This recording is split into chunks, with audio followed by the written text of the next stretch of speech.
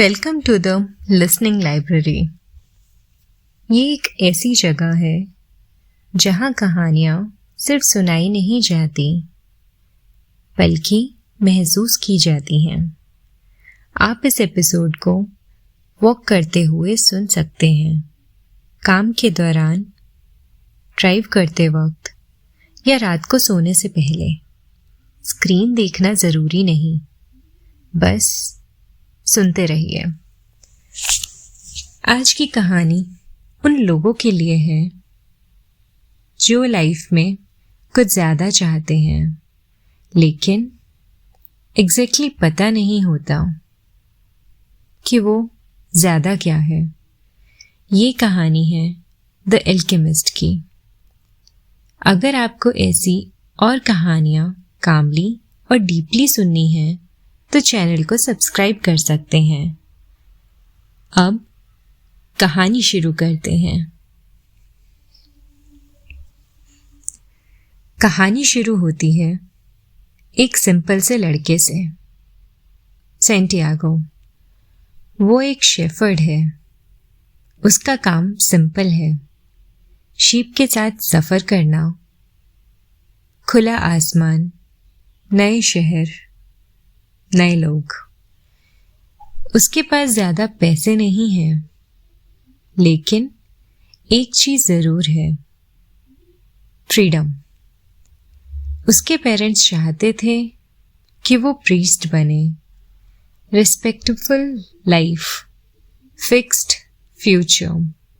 लेकिन सैंटियागो ने एक अलग रास्ता चुना। ये डिसीजन छोटा लग सकता है, लेकिन यहीं से बुक का सबसे बड़ा थीम शुरू होता है, अपनी लाइफ खुद चूज करना। हिडन मैसेज यहीं आ जाता है। मोस्टली लोग अपनी जिंदगी नहीं जीते, बस वो जिंदगी जीते हैं जो उनके लिए चूज कर ली जाती है। सैंटियागो को एक सपना बार बार आता है। इजिप्ट के पिरामिड के पास कोई ट्रेजर छुपा हुआ है। पहले वो इग्नोर करता है, लेकिन जब कोई सपना बार बार आए तो वो सिर्फ इमेजिनेशन नहीं होता। ये बुक हमें सटली बताती है, ड्रीम्स रैंडम नहीं होते, वो क्लूज होते हैं। सैंटियागो एक फॉर्चून टेलर से मिलता है, फिर एक मिस्टीरियस ओल्ड किंग से, जो उसे एक कॉन्सेप्ट इंट्रोड्यूस करते हैं, पर्सनल लेजेंड। पर्सनल लेजेंड का मतलब है वो चीज़ जिसके लिए आप पैदा हुए हो, और जब आप उस रास्ते पर चलते हो तो पूरी दुनिया आपकी मदद करने लगती है। ये लाइन सिंपल लगती है लेकिन बहुत पावरफुल है। प्रॉब्लम ये है कि हम अक्सर अपनी पर्सनल एजेंट सिर्फ इसलिए छोड़ देते हैं क्योंकि वो अनकंफर्टेबल होती है। सैंटियागो अपना सफ़र शुरू करता है और ऑलमोस्ट तुरंत सब कुछ बिगड़ जाता है। उसका पैसा चोरी हो जाता है। वो एक फॉरेन लैंड में अकेला रह जाता है। यहीं पर बुक का एक ऑनेस्ट ट्रूथ आता है। जब आप अपना ड्रीम फॉलो करते हो तो लाइफ तुरंत इजी नहीं होती, कभी कभी और मुश्किल हो जाती है। वो एक क्रिस्टल शॉप में काम करता है। धीरे धीरे शॉप सक्सेसफुल हो जाती है। अब सैंटियागो के पास चॉइस है, यहीं सेटल हो जाए, कंफर्टेबल लाइफ, सेफ इनकम, या फिर दोबारा रिस्क ले। ये मोमेंट बहुत इम्पॉर्टेंट है क्योंकि ज़्यादातर लोग यहीं रुक जाते हैं, ड्रीम छोड़कर कंफर्ट चूज कर लेते हैं। सैंटियागो डेजर्ट क्रॉस करता है। डेजर्ट सिर्फ एक जगह नहीं है, डेजर्ट एक मेटाफर है। जब लाइफ नॉइसी नहीं होती, जब डिस्ट्रैक्शंस नहीं होते, सिर्फ आप और आपके थॉट्स, यहीं पर सैंटियागो सीखता है हार्ट की लैंग्वेज। बुक बार बार ये कहती है, अगर आप अपने दिल की सुनोगे तो वो आपको बिट्रे नहीं करेगा, लेकिन पहले आपको सुनना सीखना होगा। यहाँ पर एक और हिडन मैसेज होता है। साइलेंस अनकंफर्टेबल होती है क्योंकि वो सच दिखाती है। डेजर्ट में सेंटियागो को प्यार होता है फातिमा से, और यहाँ बुक कुछ अलग करती है। वो प्यार को ड्रीम के अगेंस्ट नहीं रखती। वो कहती है, सच्चा प्यार वो होता है जो आपको रोके नहीं बल्कि आगे बढ़ने दे।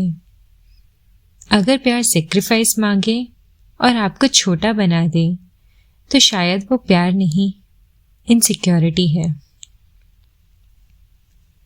अब कहानी में आता है द एल्केमिस्ट। वो कोई मैजिकल गुरु नहीं, वो बस एक रिमाइंडर है। रिमाइंडर की ट्रांसफॉर्मेशन बाहर नहीं होता, अंदर होता है। लीड को गोल्ड बनाना एक सिंबल है, असली काम है खुद को रिफाइन करना। फियर, डाउट, ईगो, ये सब इम्प्योरिटीज हैं, और जब तक ये रहती हैं हम अपना बेस्ट वर्जन नहीं बन सकते। सेंटियागो का सबसे बड़ा टेस्ट आता है जब उसे अपने ही बिलीफ पर शक होने लगता है। बुक यहाँ एक अनकंफर्टेबल ट्रुथ बोलती है। सबसे बड़ा डर फेलियर का नहीं होता, सबसे बड़ा डर होता है अपने सपने को पूरा कर लेने का, क्योंकि फिर एक्सक्यूज खत्म हो जाते हैं। एंड में सेंटियागो पिरामिड्स तक पहुंचता है, लेकिन ट्रेजर वहां नहीं मिलता। ट्रेजर वापस उसी जगह होता है जहां से जर्नी शुरू हुई थी। ये आयरनी नहीं, ये विजडम है। कभी कभी हमें पूरी दुनिया घूमनी पड़ती है ये समझने के लिए कि जो हम ढूंढ रहे थे वो हमेशा पास में ही था। द एल्केमिस्ट ये नहीं कहती कि हर कोई डेजर्ट जाए, ये कहती है अपनी आवाज को इग्नोर मत करो। ड्रीम्स चाइल्डिश नहीं होते। फियर प्रैक्टिकल लग सकता है, लेकिन अक्सर वो सिर्फ हैबिट होता है। और जब आप अपना रास्ता चूज करते हो तो लाइफ टेस्ट लेगी, लेकिन साइंस भी देगी। द एल्केमिस्ट एक कहानी से ज्यादा एक क्वेश्चन है, आप अपनी पर्सनल लेजेंड से कितनी दूर हो? अगर ये एपिसोड आपको थोड़ा सा रुक कर सोचने पर मजबूर करे तो शायद यही इसका पर्पस था। आप द लिसनिंग लाइब्रेरी सुन रहे थे। अगर आपको ऐसी और बुक्स इसी तरह कामली सुननी है तो चैनल को सब्सक्राइब कर सकते हैं। Thank you for listening.